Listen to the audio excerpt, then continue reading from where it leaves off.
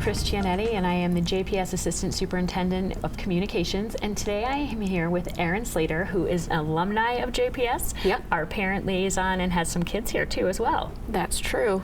Yes. So tell me, you're an alumni. When did you graduate, if you want to give that away? So I graduated in 1996 and really had a wonderful high school experience. I was lucky enough to be involved in all different types of clubs. I really enjoyed, there was a club, it's not in existence anymore. It was a service club that was started while I was there, and I had many opportunities through that. It was called Jackson Action Zone. It was jazz. It was, and we had shirts and everything. And we actually presented at the National Service Learning Conference, so I got to go with the school to Philadelphia and present in front of a large group of people. And I think that really started my belief in service and my life of service, and that's carried over into my adulthood for sure. So with your experiences at Jackson High School and Jackson Public Schools in general, which school did you start at Jackson Public? So I started kindergarten in Cascades. I'm a K-12 Viking. Started at Cascades, and then I went to Frost in 3rd grade, and then in 7th grade over to Parkside.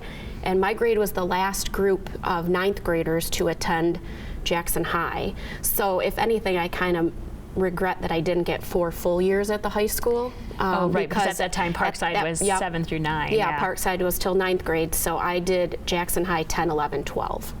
So fast forward, you get married and you have your kids, and what made you and your husband decide to send your kids to JPS? Well, my husband Corey, he and I both taught in different local districts at the time. I'm a longtime classroom teacher before I started working here 3 years ago in a different capacity in education. We were both teachers, and we both believed that our kids would go to public school, and it really was never a discussion. They were always just going to come here to Jackson Public.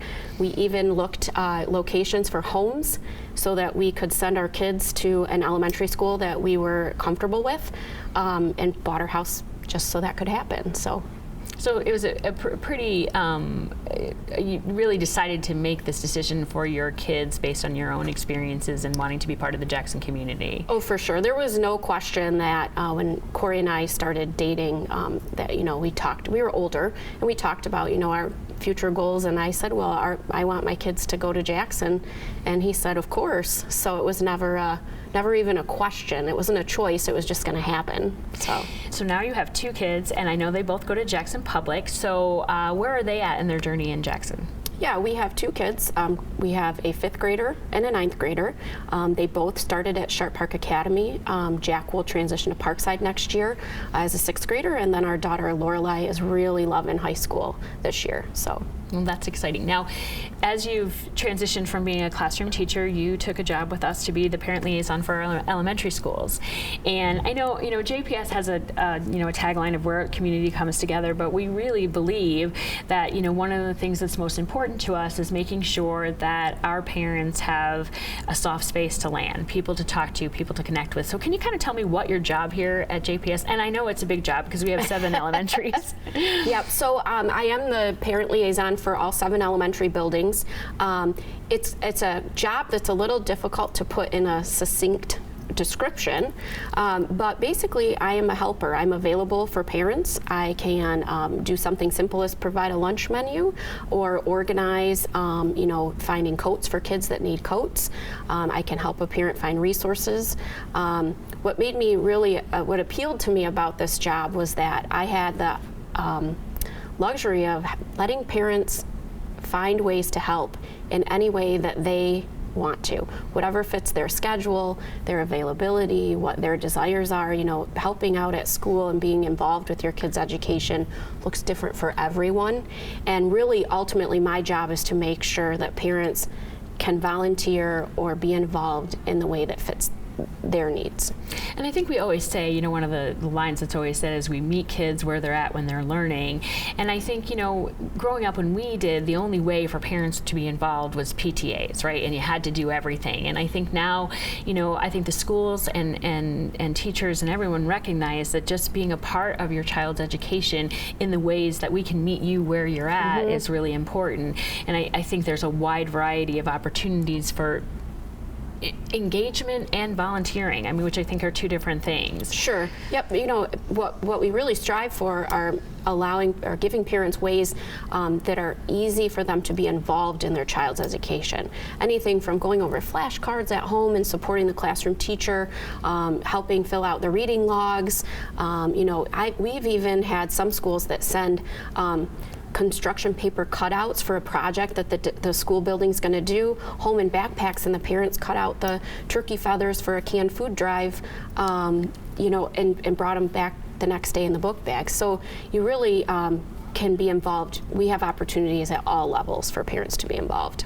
I think the important thing is the connection, right? Knowing what your kids are doing at school and finding ways to connect to help them get through it. Yeah, and you know, sometimes, especially for the parents with the younger kids that are just starting out, maybe it's your first child in school, you don't know who to call or what to do if something's happening or you need help with your bus stop or any of those things. If I can't personally help you, I definitely can connect you to the resource or the person in the school system that you need.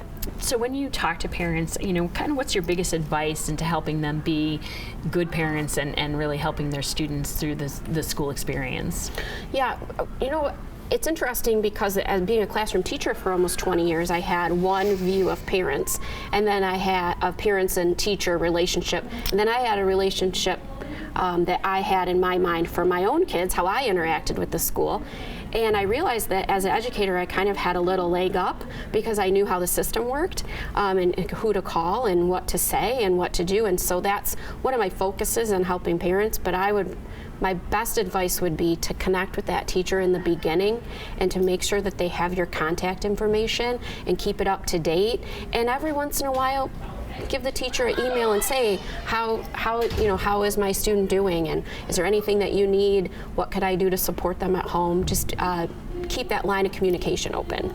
So give me just a little idea of what's going on at the elementary buildings. I know we have talked about at our high school and middle school we have what started the community closet, and then I know that you took that to the next level along with the laundry initiative and having a washer and dryer at every school. The community closets are up and running at each of the elementary schools too. Every school has a community closet. It looks different in each building depending on what the building needs are, but we are very blessed that we have people that think of us throughout the year and reach out and say, well, what does this school in particular need? And then I'm able to fill the needs through the volunteers that call and help us out. So I'm sure you're always looking for donations. What are the big things that really help at the elementary level? So the elementary level, the things that we need the most, we can always use underpants. For the elementary kids.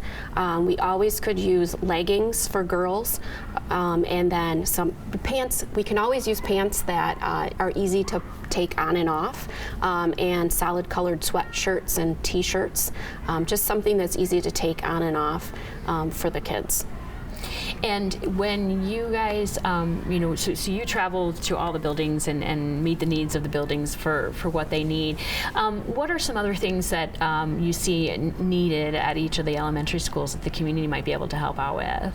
Well, recently, we have all the elementary schools now have been either renovated or built. In the case of Cascades, they all have media centers. One of the needs recently that I've heard from a few buildings is the need to have some parent volunteers or adult volunteers come in and help with keeping the media center up to date, checking books in, checking books out, more of the administrative side of the media center. We can always use help for parent nights when we invite families to come in and check out the school or program. Even doing popcorn. Most of the buildings do have a popcorn day. We can always use help with that. Yeah. Well, thank you for interviewing today. We certainly are thrilled that you work for us, and I think you know how much I love having you as a parent liaison, but I think, just in our community in general, to know that someone cares that much, so much for our kids and is here as a resource is really important. I really believe in what we're doing here, and I know that, my kids feel the love of the teachers and the staff here, and I hope I can share that to other people's kids too. So thank you for having me.